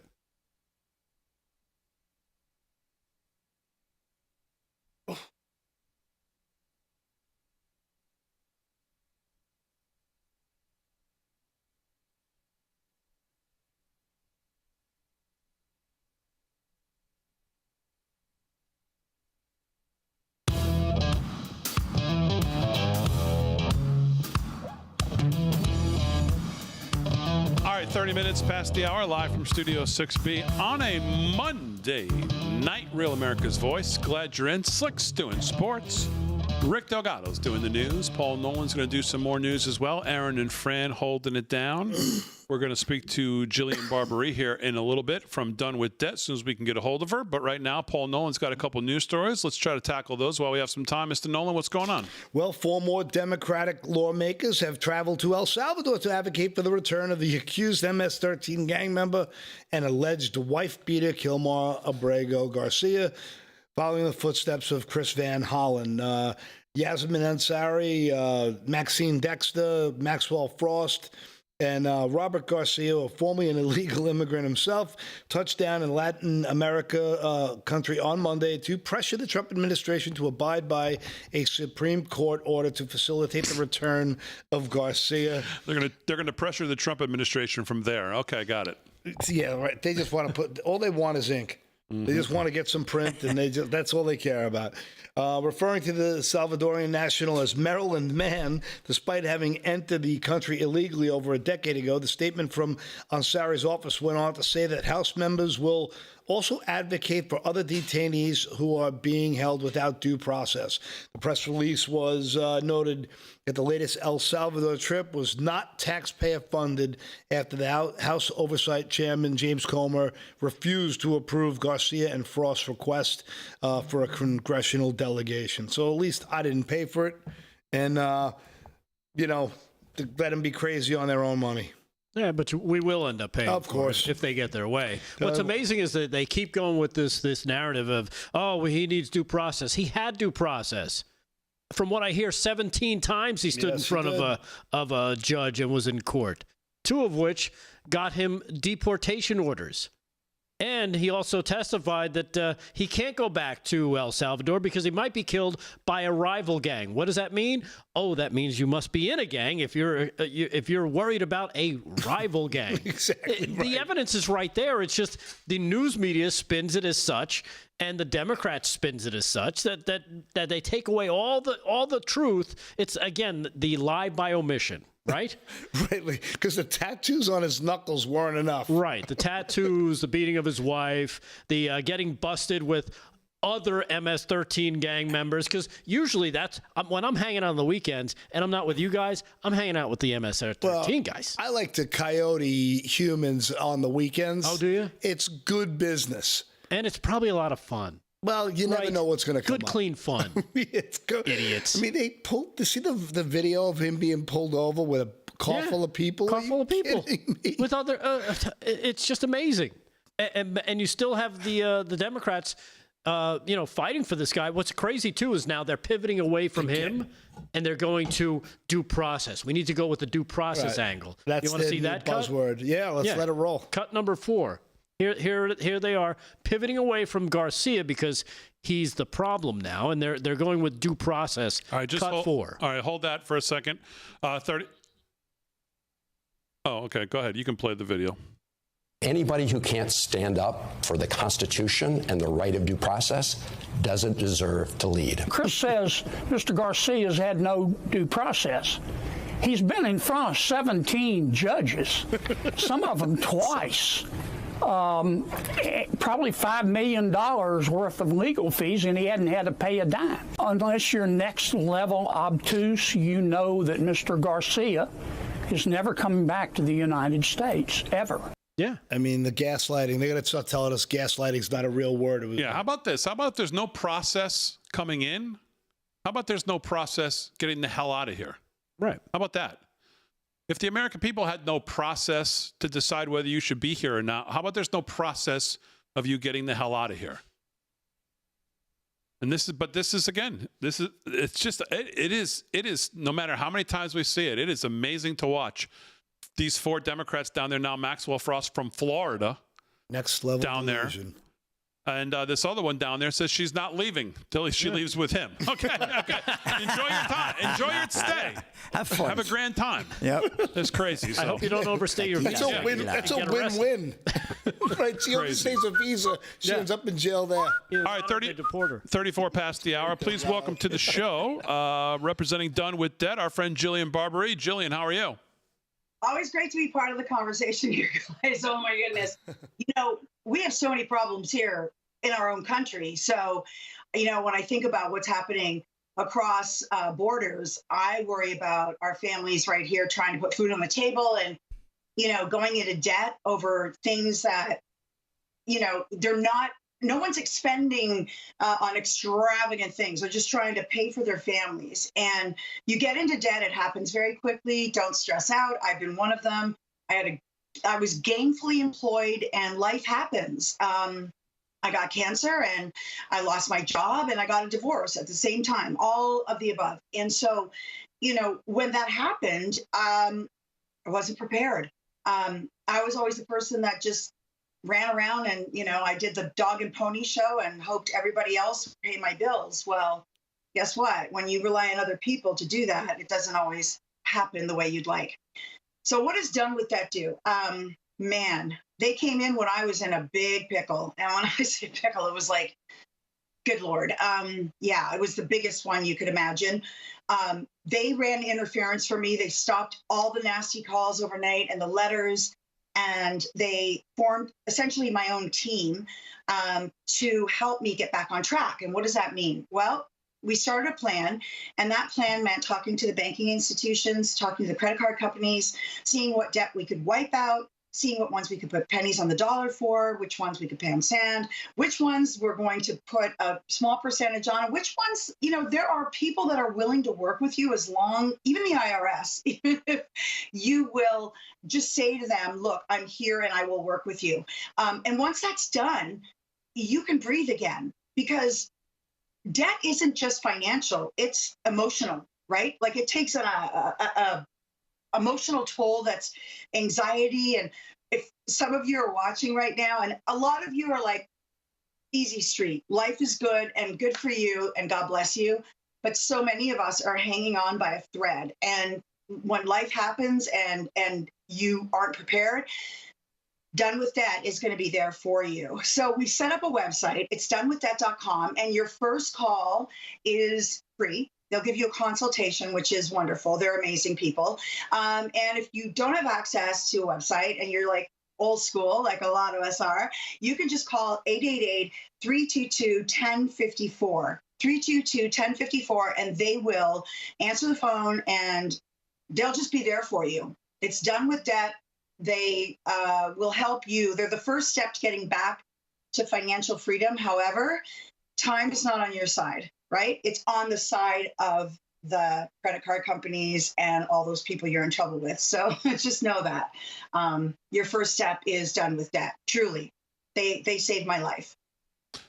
There you go. donewithdebt.com. Go there now. donewithdebt.com. Done with Debt, all one word.com. Jillian, great stuff. Always a pleasure. We always appreciate you giving us a few moments. Thank you very much. Thank you, sir. Thank you so much. All right, there you go. Jillian Barberie with Done with Debt. Again, donewithdebt.com, all one word, donewithdebt.com. If you're in that situation, as she lays out really perfectly, and you're just looking for that first step on how to even begin to tackle it, there you go. donewithdebt.com. Check them out. We were doing news with Paul Nolan. Mr. Nolan, you have anything else right now you want to cover? There was something else. Forgive me. I can come back. Yeah, if you could wing back around, because I lost the Pew Research. He's in a pickle right now. 38 past the hour, live from Studio 6B. Let's go to Rick Delgado. Mr. Delgado, what's going on? All right. Well, I don't know if you heard about this. Of course, we saw Joe Biden do a little speech last week, which he roundly got destroyed for. Well, it's not just that. And it's not just the Biden family artwork, Damon, that's struggling to sell these days. Former President Joe Biden has attempted to bill Get this, $1,000 per speaking appearance. What? And guess what? He's got zero of them. To everybody's surprise, he's finding few takers. Actually, few people ask for refunds. The New York Post has learned that some of his own former aides say it's time for the 82-year-old to leave the spotlight for good after reminiscing about colored kids last Tuesday in his first public appearance since leaving office. A source familiar with Biden's faltering speaking career said the 46th president's standard pitch is $300K, 25% below Barack Obama's asking price of $400K when he left office in 2017. It's unclear how negotiable Biden's rate is. Yeah, because he's up. He's too expensive by about $299,999. Yeah, so let's hope he is flexible. Right. If travel is required, a private jet and expensive for 5 staffers is also expected. So you gotta make sure that you pony up not only a plane but private expenses as well. He's since he left office, he is being represented by a creative arts agency. Yeah. Who sure better get pretty creative if they think they're going to have they're going to be booking him for of all the people you could booked him. Yeah, they signed him. Yeah. Of all the people you could spend $300,000 on to come speak. I mean, I don't know who would be worth that, but you would think completing the sentence would be like a key part of like maybe bringing somebody in, like they could actually link a subject and a predicate or a verb, they could actually complete the sentence, like speaker. Right. Like $300,000 on a guy who literally drools on himself. It's just, I mean, it's just crazy. that is bonkers. As a matter of fact, bonkers. Podcaster Sam Fragoso went after Elizabeth Warren talking about Biden and his mental fitness. Here they are talking about it. Cut number 10, and watch as he calls her out on it. It's pretty freaking funny. Cut 10. Check this out. Do you regret saying that President Biden had a mental acuity? He had a sharpness to him. You said that up until July of last year. I said what I believe to be true. And you think he was as sharp as you? That's unique for her. I said I had not seen decline. And I hadn't. What? At that point. Wait a minute. You did not see any decline from 2024 Joe Biden to 2021 Joe Biden? Not when I said that. You know, the thing is... Well, I mean, that just proves you how she'll lie right to your... I mean, right to your face. He was sharp. He was on his feet. I saw him. Live event. I had meetings with him a couple of times. Senator, on his feet is not praise. He can speak in sentences is not praise. All right. Fair enough. Fair enough. There you go. Sharp as a bowling And if you ball. remember, a lot of times Joe Biden didn't end up on his feet. It's true. He was breathing. The glass I saw got like hot air on it. He had a was pulse ox. breathing. He had a pulse. We saw him one time wipe something off his chin and eat it. That was a lot of fun. So we knew he was, we knew he was with it. He was making racist jokes right down the stretch. It was, he was really his old self. Who was that host, by the way? What show was that? His name is Sam Fragoso. He's Okay. a podcaster. A second source said they heard people close to Biden floating an even higher number as a speaking fee, despite the ex-commander-in-chief having a history of peddling glaring inaccuracies before his political career came to a crashing end when he delivered an incoherent debate that prompted a Democratic mutiny. All right, more sports, a little more news to wrap it up with everybody on a Monday night live from Studio 6B.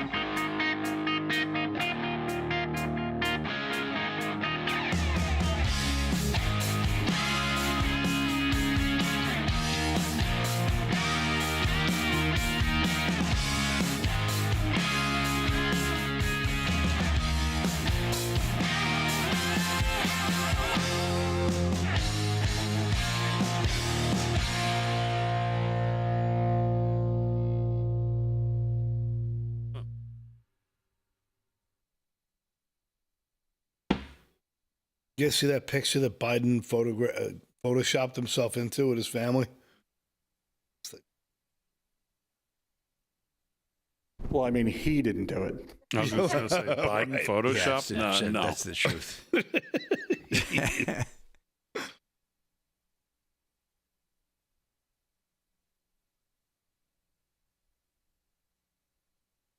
This is the family picture that he had someone pop him into. No, come on. This is, No way. look, No way. look. It's Joe Biden's account. It's not parody. It's Come on. Stop it. this is so. But I forgot to send the picture to Aaron. That's on his real account? Yeah. No way. I don't believe that. They didn't choose that. Wait, hold on. But am I doing something wrong? I got to go. That's him. No. Am I? No, I see what you're saying. I'm going, 38 million followers? That is too good. That's even funnier. That's too beautiful. Oh my! It's like he's dead. Like Weekend at Bernie's. I mean, that's the most ridiculous thing I've Yeah, ever look, seen. it's his page. What's the date on it? What's the date? It was. It's the second post down. There it is. You want me to do that story then?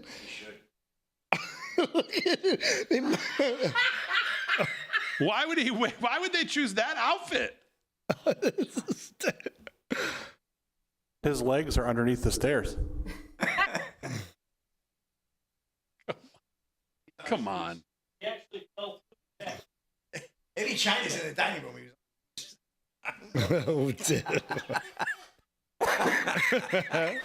Slick, I love it. Ow, Big Come D. on, Big D. Let's get it on. That's a good story. You got to run that one, Paul. That's worth the whole segment. I got to see the comments on this. Did anybody pick up on that? That's worth the whole segment. That is literally worth the whole segment. Oh man. I also had another story that Why was Biden photoshopped or AI'd into this image? Somebody picked up on it. Not enough, though. Did you see the goofball who tried to burn a Tesla charging station and Molotov cocktail, set himself on fire? No, I didn't see that one. Is that not the ultimate irony? The guy burns himself with gasoline on an electric charging station in protest. There's so many layers of irony in this thing.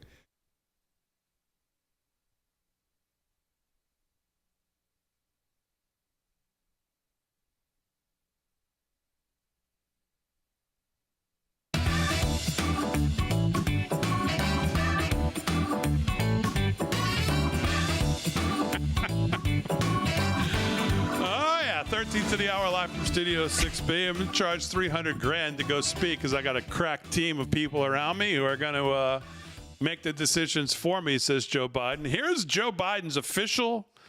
Paul Nolan just brought this to my account. I said, no, come on. Stop it. Stop it.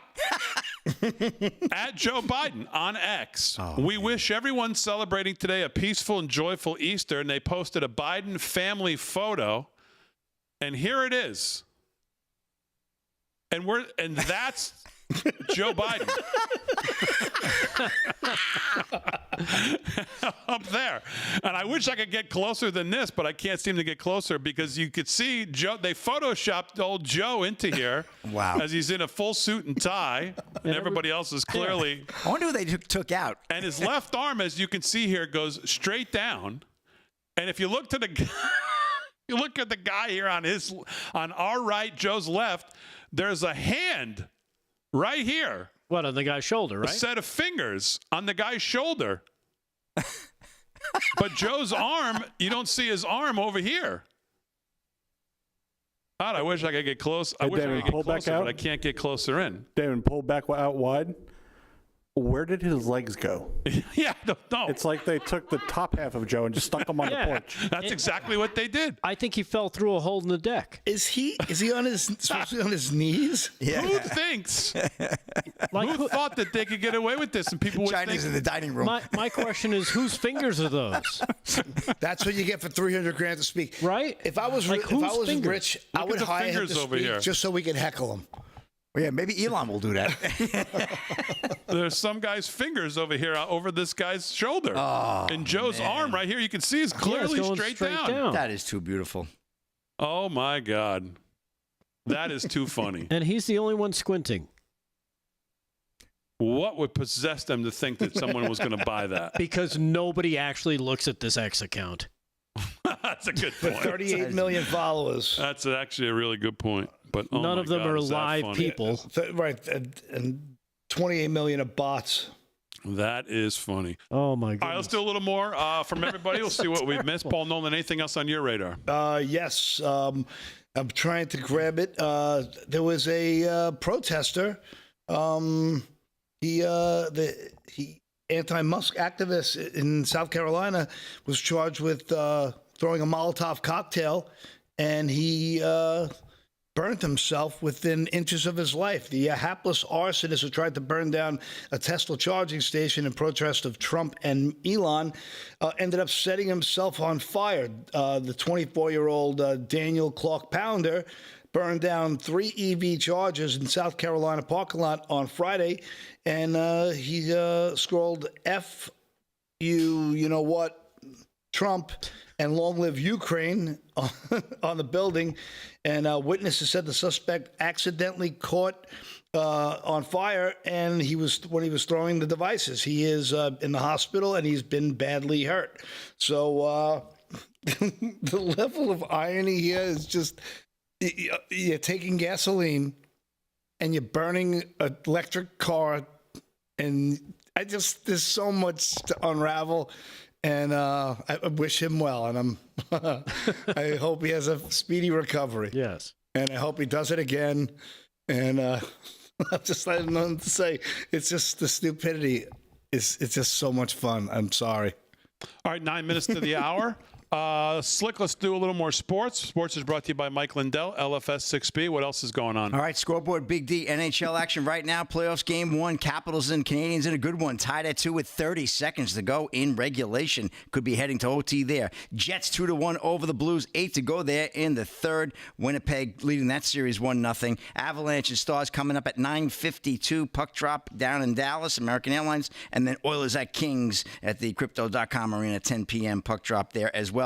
The Knicks in the Garden in a good one right now. Just cut the lead to 8 there, 90-82. They trail the Pistons. They lead that series 1-0. This is game 2 in the Garden, so we'll see what happens with that. Just about 5.5 minutes to go, so plenty of time there for a Knick comeback. Clippers and Nuggets coming up at 10 p.m. And Major League Baseball, going to skip that because you know why? I ain't got enough time to get it all in. But I will tell you this. Here's a story you won't want to miss. Colin Kaepernick still training for NFL return, Crawford says.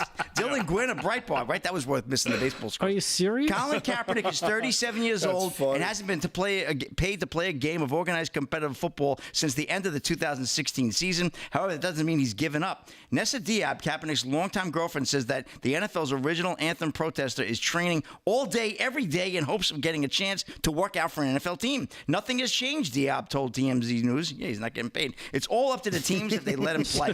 Kaepernick has insisted the NFL owners conspired to blackball him from the league after he began kneeling in protest during the national anthem. I know this nonsense, but since then, Kaepernick has made his lack of employment in the NFL and his stated desire to play again the subject of annual media celebrations. And he's last worked out for an NFL squad in 2022. This is the 2025 season. The draft is Thursday night in Green Bay. And Colin Kaepernick, I don't think anybody's going to be knocking on your door. And that's a Rapid Sports Big D. Back to you.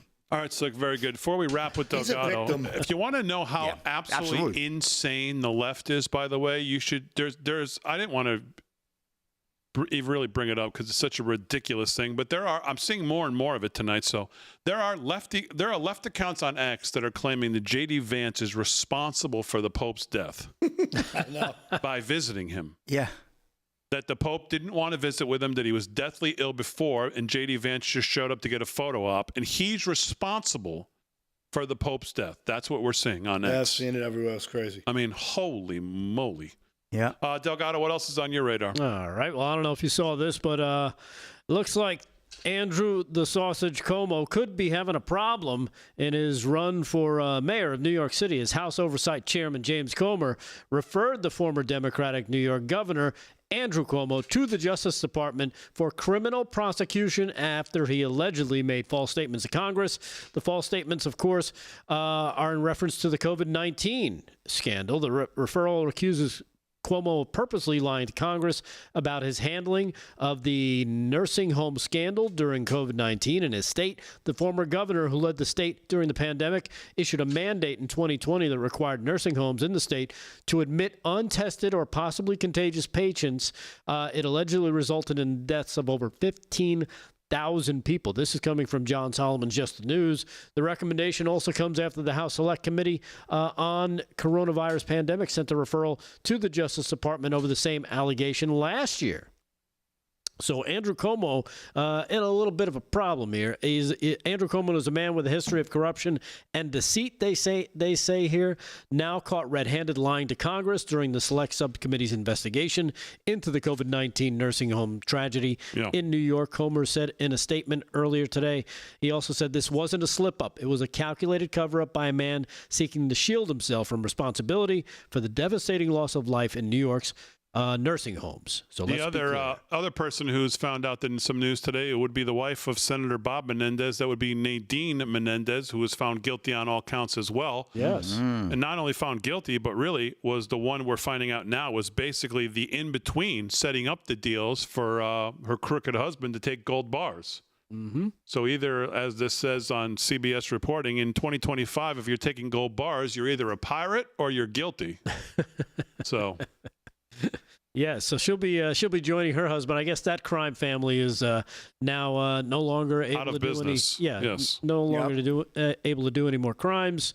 So we'll see what happens with this Andrew Cuomo story. Well, what? Well, I don't know. Part of me wants to say nothing, but I'm hoping that's not the case.